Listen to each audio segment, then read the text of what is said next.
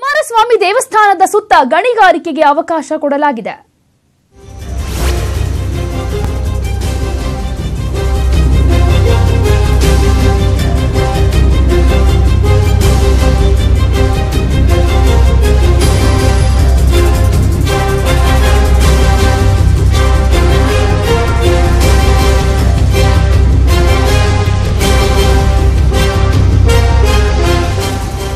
ಕುಮಾರಸ್ವಾಮಿ ದೇವಸ್ಥಾನದ ಸುತ್ತ ಗಣಿಗಾರಿಕೆಗೆ ಅವಕಾಶವನ್ನ ಕೊಡಲಾಗಿದೆ. ಸಂಡೂರು ಪುರಾತನ ದೇಗುಲದ ಬಳಿಗೆ ಮೈನಿಂಗ್ಗೆ ಅವಕಾಶ ಕೊಡಲಾಗಿದೆ.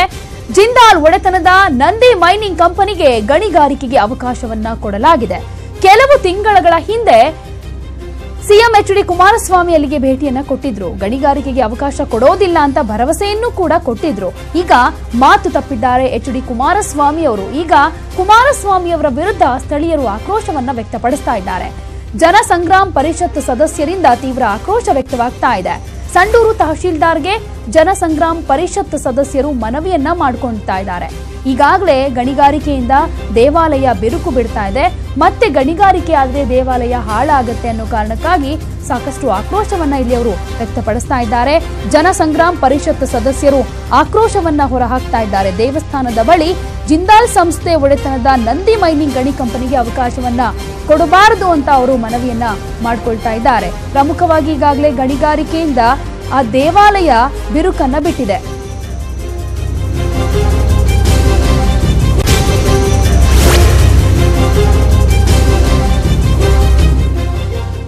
ಈಗ ಎಚ್.ಡಿ. ಕಂಪನಿಯಲ್ಲಿ ಗಣಿಗಾರಿಕೆಯನ್ನ ಮಾಡೋದಕ್ಕೆ ಹೊರಟಿದೆ. ಹೀಗಾಗಿ ಯಾವುದೇ ಕಾರಣಕ್ಕೂ ಅಲ್ಲಿ ಗಣಿಗಾರಿಕೆಗೆ ಅವಕಾಶವನ್ನ ಮಾಡಿಕೊಡಬಾರದು. ನಾವು ಗಮನಿಸ್ತಾ ಇದ್ದೀವಿ ದೇವಾಲಯದ ಸುತ್ತ ಯಾವ ರೀತಿಯಾದಂತಹ ವಾತಾವರಣ ಇದೆ, ಜೊತೆಗೆ ದೇವಾಲಯ ಕೂಡ ಬಿರುಕು ಬಿಟ್ಟಿದೆ. ಈಗಾಗಲೇ ಸಾಕಷ್ಟು ಗಣಿಗಾರಿಕೆ ಆ ದೇವಸ್ಥಾನದ ಸುತ್ತಮುತ್ತ ನಡೆದಿರೋದ್ರಿಂದ ಮತ್ತೆ ಗಣಿಗಾರಿಕೆಯನ್ನ ಮಾಡಿದ್ರೆ ದೇವಸ್ಥಾನ ಸಂಪೂರ್ಣವಾಗಿ ಹಾಳಾಗತ್ತೆ, ಬಿದ್ದು ಹೋಗೋ ಚಾನ್ಸಸ್ ಇರುತ್ತೆ. ಹೀಗಾಗಿ ಗಣಿಗಾರಿಕೆಗೆ ಅವಕಾಶವನ್ನ ಕೊಡಬೇಡಿ ಅಂತ ಜನಸಂಗ್ರಾಮ್ ಪರಿಷತ್ ಸದಸ್ಯರು ಇಲ್ಲಿ ಆಕ್ರೋಶವನ್ನ ವ್ಯಕ್ತಪಡಿಸ್ತಾ ಇದ್ದಾರೆ.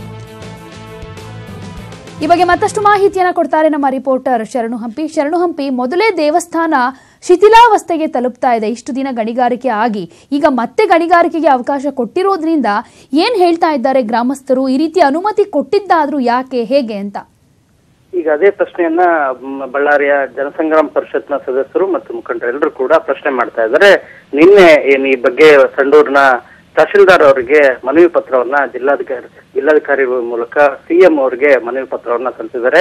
ಅವರ ಪ್ರಮುಖ ಪ್ರಶ್ನೆ ಇರೋದು ಪ್ರಾಚೀನ ಪುರಾತತ್ವ ಇಲಾಖೆಯ ವ್ಯಾಪ್ತಿಗೆ ಬರುವಂತಹ ಸಂಡೂರಿನ ಶ್ರೀ ಕುಮಾರಸ್ವಾಮಿ ದೇವಸ್ಥಾನದ ಸುತ್ತಲೂ ಕೂಡ 2 ಕಿಲೋಮೀಟರ್ ಯಾವುದೇ ರೀತಿಯಾದಂತಹ ಗಣಿಗಾರಿಕೆ ಮಾಡಬಾರದು ಅಂತೇಳಿ ಹಿಂದಿಂದನೂ ಕೂಡ ಮನವಿಯನ್ನ ಮಾಡ್ಕೊಂಡ್ ಬಂದಿದ್ರು. ಮತ್ತು ಪುರಾತತ್ವ ಇಲಾಖೆ ಅಧಿಕಾರಿಗಳು ಕೂಡ 2 ಕಿಲೋಮೀಟರ್ ವ್ಯಾಪ್ತಿಯಲ್ಲಿ ಯಾವುದೇ ರೀತಿಯಾದಂತಹ ಗಣಿಗಾರಿಕೆಗಳು ಮತ್ತು ಸ್ಫೋಟಗಳನ್ನ ಬಳಸಬಾರದು ಅಂತ ಹೇಳಿ ನಿರ್ದೇಶನವನ್ನು ಕೂಡ ನೀಡಿತು. ಈ ಕಾರಣಕ್ಕಾಗಿ ಸ್ಥಳೀಯವಾಗಿದ್ದಂತ 2 ಗಣಿ ಕಂಪನಿಗಳ ಹರಾಜಿನಿಂದನೂ ಕೂಡ ಪ್ರಕ್ರಿಯೆಯಿಂದ ಹೊರಗಾಕಲಾಗಿತ್ತು. ಆದ್ರೆ ಕುಮಾರಸ್ವಾಮಿ ಅವರು ಕಳೆದ 3 ತಿಂಗಳ ಹಿಂದೆ ಅಂದ್ರೆ ಚುನಾವಣಾ ಸಂದರ್ಭದಲ್ಲಿ ಆಗಮಿಸಿದಂತ ಕುಮಾರಸ್ವಾಮಿ ದೇವಸ್ಥಾನಕ್ಕೆ ಭೇಟಿ ನೀಡಿ ಅಲ್ಲಿ ಆಶ್ವಾಸನೆಯನ್ನು ಕೂಡ ನೀಡಿದ್ರು ಮತ್ತು ಮನವಿ ಪತ್ರವನ್ನ ಸ್ವೀಕರಿಸಿದ ನಂತರ ನಾನು ಯಾವುದೇ ಕಾರಣಕ್ಕೂ ಕೂಡ ಮುಖ್ಯಮಂತ್ರಿ ಆದ್ರೆ ಮುಂದೆ ಇಲ್ಲಿ ಗಣಿಗಾರಿಕೆಗೆ ಅವಕಾಶ ಮಾಡಿಕೊಡೋದಿಲ್ಲ, ದೇವಸ್ಥಾನದ ಸುತ್ತಲೂ 2 ಕಿಲೋಮೀಟರ್ಗೆ ಯಾವುದೇ ಕಾರಣಕ್ಕೂ ಗಣಿಗಾರಿಕೆಗೆ ಅವಕಾಶ ಮಾಡಿಕೊಡೋದಿಲ್ಲ ಅಂತ ಹೇಳಿ ಸ್ಪಷ್ಟವಾದಂತ ಭರವಸೆಯನ್ನ ನೀಡಿದ್ರು. ಆದ್ರೆ ಇದೀಗ ಅವರು ಮುಖ್ಯಮಂತ್ರಿ ಆದ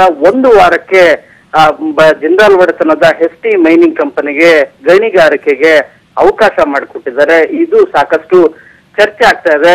ಗಣಿಗಾರಿಕೆ ಅವಕಾಶ ಮಾಡಿಕೊಟ್ಟಿರೋದ್ರಿಂದ ದೇವಸ್ಥಾನಕ್ಕೆ ಮತ್ತು ಧಕ್ಕೆ ಆಗ್ತದೆ. ಈ ಕಾರಣಕ್ಕಾಗಿ ಇಲ್ಲಿ ಗಣಿಗಾರಿಕೆಗೆ ಅವಕಾಶ ಮಾಡಿಕೊಡಬಾರದು ಅಂತ ಹೇಳಿ ಜನಸಂಗ್ರಾಮ ಪರಿಷತ್ನ ಸದಸ್ಯರು ನಿನ್ನೆ ಮನವಿ ಪತ್ರವನ್ನು ಕೂಡ ಸಲ್ಲಿಸಿದ್ದಾರೆ. ಪ್ರತಿಭಾ, ಓಕೆ, ಮತ್ತಷ್ಟು ಮಾಹಿತಿಗಾಗಿ ನಿಮ್ಮನ್ನ ಸಂಪರ್ಕ ಮಾಡ್ತೀವಿ ಶರಣು ಹಂಪಿ.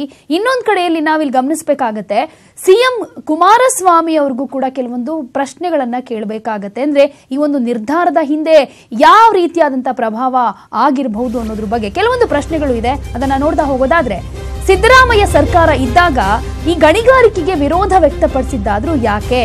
ಸಿದ್ದರಾಮಯ್ಯ ವಿರುದ್ಧ ತೊಡೆ ತಟ್ಟಿದ್ದವರು ಈಗ ಉಲ್ಟಾ ಹೊಡೆದಿದ್ಯಾಕೆ ಅಂತ. ಅಧಿಕಾರಕ್ಕೆ ಬಂದ ಒಂದೇ ವಾರದಲ್ಲಿ ಗಣಿಗಾರಿಕೆಗೆ ಅನುಮತಿಯನ್ನ ಕೊಟ್ಟಿದ್ಯಾಕೆ? ಜಿಂದಾಲ್ ಕಂಪನಿ ಗಣಿ ಲಾಬಿಯ ಹಿಂದೆ ಯಾರ ಕೈವಾಡ ಇದೆ ಹಾಗಾದ್ರೆ ಅನ್ನುವಂತ ಪ್ರಶ್ನೆ ಕೂಡ ಕಾಡುತ್ತೆ. ಒಂದ್ ಕಡೆ ಈಗ HD ಮೈನಿಂಗ್ ಕಂಪನಿಯಲ್ಲಿ ಗಣಿಗಾರಿಕೆಯನ್ನ ಮಾಡೋದಕ್ಕೆ ಹೊರಟಿದೆ ಅನ್ನೋದಾದ್ರೆ ಇವರಿಗೆ ಅವಕಾಶವನ್ನ ಮಾಡಿಕೊಟ್ಟಿದ್ಯಾಕೆ? ಅಧಿಕಾರಕ್ಕೆ ಬಂದಾಕ್ಷಣ ದೇವಸ್ಥಾನದ ಸುತ್ತ ಗಣಿಗಾರಿಕೆಯನ್ನ ನಿಷೇಧಿಸ್ತೀವಿ ಅಂತ ಕುಮಾರಸ್ವಾಮಿ ಅವರು ಹೇಳಿದ್ರು. ಈಗ ಅದು ಮರ್ತು ಹೋಯ್ತಾ ಅವರಿಗೆ? ಸಂಡೂರಿನ ಕುಮಾರಸ್ವಾಮಿ ದೇವಸ್ಥಾನ ಬಿರುಕು ಬಿಡ್ತಾ ಇರೋದು ಅವ್ರ ಕಣ್ಣಿಗೆ ಕಾಣಿಸ್ತಾ ಇಲ್ವಾ? ಈ ಹಿಂದೆ ಇದೇ ದೇವಾಲಯಕ್ಕೆ ಭೇಟಿ ನೀಡಿದಾಗ ಭರವಸೆಯನ್ನ ಕೊಟ್ಟಿದ್ರು ಗಣಿಗಾರಿಕೆಗೆ ಅವಕಾಶ ಕೊಡೋದಿಲ್ಲ ಅಂತ. ಈಗ ಯಾಕೆ ಉಲ್ಟಾ ಹೊಡೆದ್ರು ಅಂತ.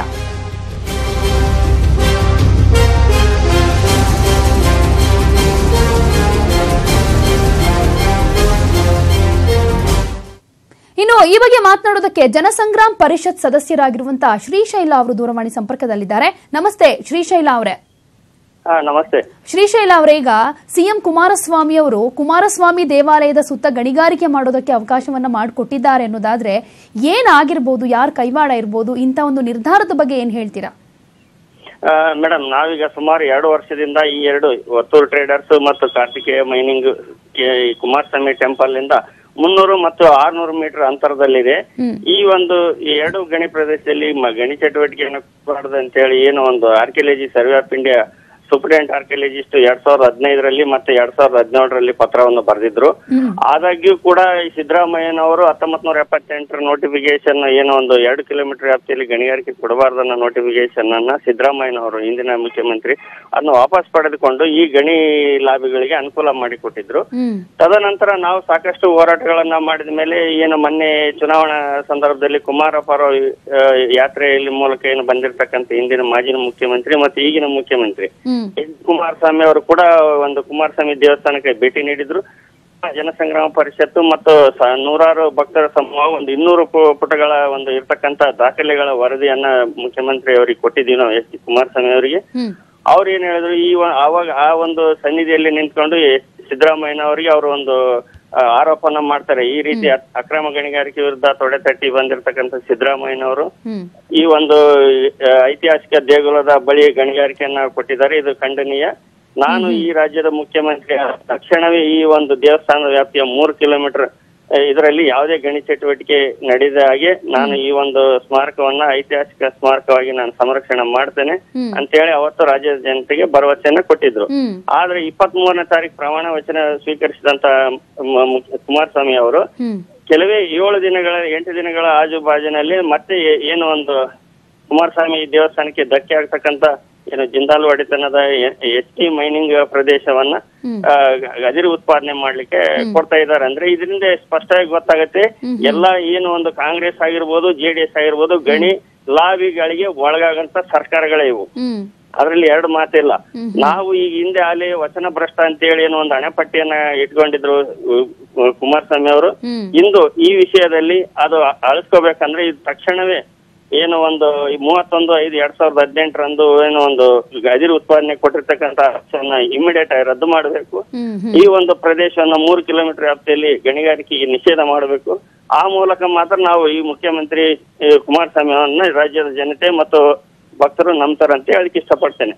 ಇದೇ ರೀತಿ ಇವರೇನು ಮುಂದೆ ಇದು ಆದೇಶವನ್ನು ಹಿಂಪಡೆದೇ ಹೋದಲ್ಲಿ ಇವರ ಸರ್ಕಾರದ ವಿರುದ್ಧ ನಾವು ಜನಾಂದೋಲನ ರೂಪಿಸ್ತೇವೆ. ಓಕೆ, ಧನ್ಯವಾದ ಶ್ರೀಶೈಲ್ ಅವರೇ ನ್ಯೂಸ್ 18 ಕನ್ನಡ ಜೊತೆ ಮಾತನಾಡಿದ್ದಕ್ಕೆ. ಇನ್ನು ಇದೇ ಜನಸಂಗ್ರಾಮ್ ಪರಿಷತ್ ಸದಸ್ಯರಾಗಿರುವಂತಹ ಶಿವಕುಮಾರ್ ಅವರು ಕೂಡ ದೂರವಾಣಿ ಸಂಪರ್ಕದಲ್ಲಿದ್ದಾರೆ. ನಮಸ್ತೆ ಶಿವಕುಮಾರ್ ಅವರೇ. ನಮಸ್ತೆ ಶಿವಕುಮಾರ್ ಅವರೇ, ಈಗ ಕುಮಾರಸ್ವಾಮಿ ಅವರು ವಚನ ಭ್ರಷ್ಟ ಅಂತ ಏನ್ ಅವ್ರ ಮೇಲೆ ಸಾಕಷ್ಟು ಆರೋಪ ಬರ್ತಾ ಇತ್ತು. ಈಗ ಈ ವಿಚಾರದಲ್ಲಿ ಅದು ನಿಜ ಆಗ್ತಾ ಇದೆ. ಅವರೇ ಹೇಳಿಕೆ ಕೊಟ್ಟಿದ್ರು, ಭರವಸೆಯನ್ನ ಕೊಟ್ಟಿದ್ರು, ಈ ದೇವಾಲಯವನ್ನ ಕಾಪಾಡ್ತೀವಿ, ಐತಿಹಾಸಿಕ ಸ್ಮಾರಕವನ್ನಾಗಿ ಮಾಡ್ತೀವಿ ಅಂತ. ಈಗ ನೋಡಿದ್ರೆ ಗಣಿಗಾರಿಕೆಗೆ ಅವಕಾಶವನ್ನ ಕೊಟ್ಟಿದ್ದಾರೆ ಅಂತ ಅಂದ್ರೆ ಏನಾಗಿರಬಹುದು? ಅವರ ಒಂದು ನಿರ್ಧಾರದಿಂದ ಹಿಂದೆ ಸರಿಯೋದಕ್ಕೆ, ಉಲ್ಟಾ ಹೊಡೆಯೋದಕ್ಕೆ ಹೇಳಿಕೆಗೆ ಏನ್ ಕಾರಣ ಇರ್ಬೋದು ಅಂತ ಅನ್ಸತ್ ನಿಮ್ಗೆ? ನೋಡ್ ಮೇಡಮ್, ಇದಕ್ಕೆ ಮುಖ್ಯ ಕಾರಣಗಳು ಏನಪ್ಪಾ ಅಂದ್ರೆ, ಈಗ ಚುನಾವಣೆ ಪೂರ್ವದಲ್ಲಿ ಮಾನ್ಯ ಮುಖ್ಯಮಂತ್ರಿ ಕುಮಾರಸ್ವಾಮಿ ಅವರು ಈ ಸ್ಥಳಕ್ಕೆ ಭೇಟಿ ಕೊಟ್ಟಾಗ ಅವರು ಸ್ಪಷ್ಟವಾಗಿ ಹೇಳಿದ್ರು, ಈ ಒಂದು ದೇವಸ್ಥಾನವನ್ನ ನಾವು ರಕ್ಷಣೆ ಮಾಡ್ತೀವಿ ಅಂತ ಹೇಳಿದ್ರು. ಯಾಕಂದ್ರೆ ಗಣಿಗಾರಿಕೆಯಿಂದ ಹಾಳಾಗಬಾರ್ದು, ದೇವಸ್ಥಾನ ರಕ್ಷಣೆ ಮಾಡ್ಬೇಕು ಅಂತ ಹೇಳಿದ್ರು. ಆದ್ರೆ ಈಗ ಅವರು ಸಡನ್ ಆಗಿ ಏನು ತಗೊಂಡು ಮುಖ್ಯಮಂತ್ರಿ ಪದವಿ ತಗೊಂಡು ಒಂದೇ ವಾರದಲ್ಲಿ ಒಂದು ಗಣಿಗೆ ಲಾಬಿ ಆಗಿದ್ದಾರೆ ಅಂದ್ರೆ ಇವರು ಜನಪರವಾಗಿ ಕೆಲಸ ಮಾಡ್ತಿಲ್ಲ ಅನಿಸ್ತದೆ. ಆಮೇಲೆ ಏನಾಗ್ತದೆ ಅಂದ್ರೆ ಇವತ್ತು ಗಣಿಗಾರಿಕೆ ಅನ್ನೋದು ಇದು ಕೇವಲ ಬಂಡವಾಳ ಶಾಹಿಗಳ ಪರವಾಗಿ ನಡೀತಾ ಇದೆ ಅಂತ ಕಾಣುತ್ತೆ. ಇವತ್ತು ಸಾಕಷ್ಟು ಸಮಸ್ಯೆಗಳು ಇದಾವೆ. ಆ ಸಮಸ್ಯೆಯ ಬಗ್ಗೆ ಅವರು ಒತ್ತು ಕೊಡಬೇಕಾಗಿತ್ತು. ಅಂತದ್ದು ಇದೊಂದು ಏನಾಗಿದೆ ಅಂದ್ರೆ ಒಂದು ಲಾಬಿ, ಇಂಡಸ್ಟ್ರಿಗೆ ಲಾಬಿಯನ್ನ ಮಾಡುವಂತ ಒಂದು ಕೆಲಸವನ್ನ ಮಾಡ್ತಾ ಇದ್ರೆ ಇದು ಸರಿಯಲ್ಲ. ಯಾಕಂದ್ರೆ ನಾವು ಇಲ್ಲಿಯ ಜನರು ಕೂಡ ಸಾಕಷ್ಟು ಸಲ ಸುಮಾರು 10-15 ವರ್ಷಗಳಿಂದ ಬರೀ ಸ್ಮಾರಕ ಅಲ್ಲ, ಇಲ್ಲಿಯ ಒಂದು ಪರಿಸರ ಏನಿದೆ ಏನು ಅರಣ್ಯ ಆಗಿರ್ಬೋದು, ಆಮೇಲೆ ಸಾಕಷ್ಟು ನೀರಿನ ಬುಗ್ಗೆಗಳು ಬಹಳಷ್ಟು ಇದಾವೆ, ಆಮೇಲೆ ಪ್ರಾಣಿ ಸಂಕುಲಗಳು ಇದಾವೆ, ಔಷಧಿ ಸಸ್ಯಗಳು ಇದಾವೆ. ಇವೆಲ್ಲವೂ ಕೂಡ ನಾಳೆ ನಾನು ಏನ್ ಹೇಳೋದಂದ್ರೆ ಸಿಇಸಿ ಅವರು ಕೂಡ ಈ ತಂಡ ಬಂದಿತ್ತಿಲ್ಲಿ, ಅವರು ಸ್ಮಾರಕ ಕೂಡ ನೋಡಬಹುದಾಗಿತ್ತು. ಆ ಸ್ಮಾರಕದ ಬಗ್ಗೆ ಎಲ್ಲಿ ಚಿತ್ರಣವನ್ನು ಹೇಳ್ತಾ ಇಲ್ಲ. ಅಂದ್ರೆ ಏನಿದು ಅರ್ಥ ಏನಾಗ್ತದೆ, ಇದು ಜನರ ಪರವಾಗಿಲ್ಲ, ಏನೋ ಒಂದು ಇದು ಕಾರ್ಪೊರೇಟ್ ಲಾಬಿಯಾಗಿ ನಡೀತಿದೆ ಅನ್ಸ್ತದೆ ಮೇಡಮ್. ಈಗ ಈ ರೀತಿಯಾದಂತ ಒಂದು ನಿರ್ಧಾರ ಮಾಡಿದ್ದಾರೆ ಅಂದ್ರೆ ಇದರ ಹಿಂದಿನ ಶಕ್ತಿ ಯಾವುದು ಅಂತ ಅನ್ಸುತ್ತೆ? ಯಾರ ಪ್ರಭಾವಕ್ಕೆ ಒಳಗಾದ್ರು ಹಾಗಾದ್ರೆ? ಈಗ ಏನಾಗ್ತದೆ ನನ್ಗೆ ಮುಖ್ಯವಾಗಿ ಕಾಣ್ತದೆ, ಇವತ್ತು ಏನಿದೆ ಅಲ್ಲ, ಗಣಿ ಮಾಲೀಕರಾಗಿರ್ಬೋದು, ಇಂಡಸ್ಟ್ರಿಗಳು ಆಗಿರ್ಬೋದು, ಅವರ ಲಾಭಕ್ಕೆ ಇವತ್ತೇನು ಅಭಿವೃದ್ಧಿ ಅಂತಾರಲ್ಲ, ಅಭಿವೃದ್ಧಿ ಜನರ ಅಭಿವೃದ್ಧಿ ಆಗ್ತಾ ಇಲ್ಲ, ಅದು ಅವರ ಅಭಿವೃದ್ಧಿ ಆಗ್ತದೆ. ಇವತ್ತು ಒಂದು ಇಂಡಸ್ಟ್ರಿ ಮಾಡ್ತಾರೆ, ಮತ್ತೆ ಇನ್ನೊಂದು ಇಂಡಸ್ಟ್ರಿ ಮಾಡ್ತಾರೆ, ಹೀಗೆ ತಮ್ಮ ಅಭಿವೃದ್ಧಿ ಮಾಡ್ಕೊಂತಾರ ಹೊರತು ಜನರ ಅಭಿವೃದ್ಧಿ ಆಗ್ತಾ ಇಲ್ಲ. ಆಮೇಲೆ ಸ್ಥಳೀಯರಿಗೆ ಇಲ್ಲಿ ಸರಿಯಾಗಿ ಕೆಲಸ ಕೂಡ ಸಿಗ್ತಾ ಇಲ್ಲ. ಹಾಗಾಗಿ ಇವು ಯಾರ ಪರವಾಗಿದೆ, ಯಾರ ಲಾಭಕ್ಕಾಗಿದೆ ಅದನ್ನ ಆಲೋಚನೆ ಮಾಡಬೇಕಾಗಿದೆ ಸರ್ಕಾರ. ಓಕೆ, ಧನ್ಯವಾದ ಶಿವಕುಮಾರ್ ಅವರೇ ನ್ಯೂಸ್ 18 ಕನ್ನಡ ಜೊತೆ ಮಾತನಾಡಿದ್ದಕ್ಕೆ. ಇನ್ನು ಈ ಕುರಿತಂತೆ ಮಾತನಾಡೋದಕ್ಕೆ ಬಿಜೆಪಿ ಶಾಸಕರಾಗಿರುವಂತಹ ಸೋಮಶೇಖರ್ ರೆಡ್ಡಿ ದೂರವಾಣಿ ಸಂಪರ್ಕದಲ್ಲಿದ್ದಾರೆ. ನಮಸ್ತೆ ಸೋಮಶೇಖರ್ ರೆಡ್ಡಿ ಅವರೇ. ನಮಸ್ತೆ ಮೇಡಮ್. ಸೋಮಶೇಖರ್ ರೆಡ್ಡಿ ಅವರೇ, ಸಿಎಂ ಕುಮಾರಸ್ವಾಮಿ ಅವರ ನಿರ್ಧಾರದ ಬಗ್ಗೆ ಏನ್ ಹೇಳ್ತೀರಾ? ಯಾಕೆಂದ್ರೆ ಕುಮಾರಸ್ವಾಮಿ ದೇವಾಲಯದ ಸುತ್ತ ಗಣಿಗಾರಿಕೆಗೆ ಅವಕಾಶ ಕೊಟ್ಟಿದ್ದಾರೆ, ಅವರು ಕೊಡಬಾರ್ದಾಗಿತ್ತು ಮೇಡಮ್. ಅದು ಬಹಳ ಪ್ರಾಚೀನವಾದಂತ ಗುಡಿ, ಅದು ಮಹತ್ವ ಇರೋ ಗುಡಿ, ಅದು ಬಹಳ ಮಹತ್ವ ಇದೆ, ದೇವ್ರದ್ದು ಅಲ್ಲಿ ಇದ್ದಾರೆ ಅಂತ ನಮ್ ಭಾವನೆ.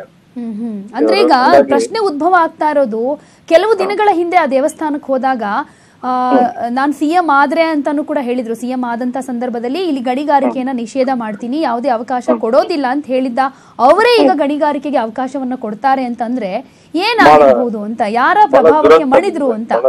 ಈ ತರ ಆಗ್ಬಾರ್ದಾಗಿತ್ತು. ಅವ್ರ ಮನಸ್ಸು ಚೇಂಜ್ ಮಾಡ್ಕೊಂಡು ಅದನ್ನ ವಾಪಸ್ ತಗೋಬೇಕು ಅಂತ ಹೇಳಿ ನಾವು ಕೋರ್ಕೊಳ್ತಾ ಇದ್ದೀವಿ. ಈಗ ಜನಸಂಗ್ರಾಮ ಪರಿಷತ್ ಸದಸ್ಯರು ಕೂಡ ಇದಕ್ಕೆ ವಿರೋಧ ವ್ಯಕ್ತಪಡಿಸ್ತಾ ಇದ್ದಾರೆ, ಸ್ಥಳೀಯರು ಕೂಡ ಸಾಕಷ್ಟು ಆಕ್ರೋಶ ವ್ಯಕ್ತಪಡಿಸ್ತಾ ಇದ್ದಾರೆ. ಯಾವುದೇ ಕಾರಣಕ್ಕೂ ಇಲ್ಲಿ ಗಣಿಗಾರಿಕೆ ಮಾಡೋದಕ್ಕೆ ಬಿಡೋದಿಲ್ಲ ಅಂತ ಕೂಡ. ಅವರು ಒಂದು ಹೋರಾಟವನ್ನ ಮಾಡ್ತಾರೆ ಅಂದ್ರೆ ನೀವ್ ಯಾವ ರೀತಿ ಸಪೋರ್ಟ್ ಮಾಡ್ತೀರಾ ಅವರಿಗೆ? ಈ ಸಂಬಂಧವಾಗಿ ಯಾರಾದ್ರೂ ಕಾಂಟ್ಯಾಕ್ಟ್ ಮಾಡಿದಾರಾ ನಿಮ್ಮನ್ನ? ಇಲ್ಲ ಮೇಡಮ್, ಇಲ್ಲಿವರೆಗೆ ಮಾಡಿಲ್ಲ. ಈಗ ನಮ್ದು ಬಳ್ಳಾರಿ ಸಿಟಿಗೆ 24x7 ವಾಟರ್ದು ಒಂದು ಮೀಟಿಂಗ್ ಇದೆ ಇಲ್ಲಿ ಬೆಂಗಳೂರಲ್ಲಿ, ಹಂಗಾಗಿ ಇಲ್ಲಿ ಬಂದಿದೀವಿ ನಾವು. ಮತ್ತೆ ವಾಪಸ್ ಹೋದಾಗ ನಾನು ಬಗ್ಗೆ. ಓಕೆ, ಅಂದ್ರೆ ಈಗ ನೀವು ಕೂಡ ಅವರ ಹೋರಾಟದಲ್ಲಿ ಭಾಗಿಯಾಗ್ತೀರಾ? ಏನಾದ್ರು ಒಂದು ವೇಳೆ ಇದನ್ನ ವಿರೋಧಿಸಿ ಹೋರಾಟ ಮಾಡ್ತೀರಾ? ಮತ್ತೆ ಎಲ್ಲರೂ ಕುತ್ಕೊಂಡು ಚರ್ಚೆ ಮಾಡಿ ಬೆಂಬಲ ಕೊಟ್ಟು ನಾವು ಅಲ್ಲಿ ಹೋಗ್ತೀವಿ. ಓಕೆ, ಈಗ ಈ ವಿಷಯ ಗೊತ್ತಾದ್ಮೇಲೆ ನೀವೇ ಅವ್ರನ್ನ ಏನಾದ್ರು ಸಂಪರ್ಕ ಮಾಡೋದಕ್ಕೆ ಟ್ರೈ ಮಾಡಿದೀರಾ? ಇಲ್ಲ ಮೇಡಮ್, ಇನ್ನ ಮಾಡಿಲ್ಲ, ನಾನು ಮಾಡ್ಬೇಕು ಮೇಡಮ್. ಓಕೆ ಓಕೆ, ಧನ್ಯವಾದ ಸೋಮಶೇಖರ್ ರೆಡ್ಡಿ ಅವರೇ ನ್ಯೂಸ್ 18 ಕನ್ನಡ ಜೊತೆ ಮಾತನಾಡಿದ್ದಕ್ಕೆ. ಈಗಾಗಲೇ ನಾವು ನೋಡ್ತಾ ಇದ್ದೀವಿ ಯಾವ ರೀತಿಯಲ್ಲಿ ತಮ್ಮ ಹೇಳಿಕೆಯ ವಿರುದ್ಧವಾಗಿ ನಡೆದುಕೊಳ್ತಾ ಇದ್ದಾರೆ. ಭರವಸೆಯನ್ನ ಕೊಟ್ಟಿದ್ದವರು ಅವರೇ, ಯಾವುದೇ ಕಾರಣಕ್ಕೂ ಇಲ್ಲಿ ಗಣಿಗಾರಿಕೆ ಮಾಡೋದಕ್ಕೆ ಅವಕಾಶ ಮಾಡಿಕೊಡೋದಿಲ್ಲ, ಈ ಒಂದು ದೇವಾಲಯವನ್ನ ಇನ್ನೂ ರಕ್ಷಣೆ ಮಾಡ್ತೀವಿ, ಐತಿಹಾಸಿಕ ಸ್ಮಾರಕ ಮಾಡ್ತೀವಿ ಅಂತ ಹೇಳಿದ ಕುಮಾರಸ್ವಾಮಿ ಅವರೇ ಈಗ ತಮ್ಮ ಹೇಳಿಕೆಯಿಂದ ಉಲ್ಟಾ ಹೊಡೆದಿದ್ದಾರೆ.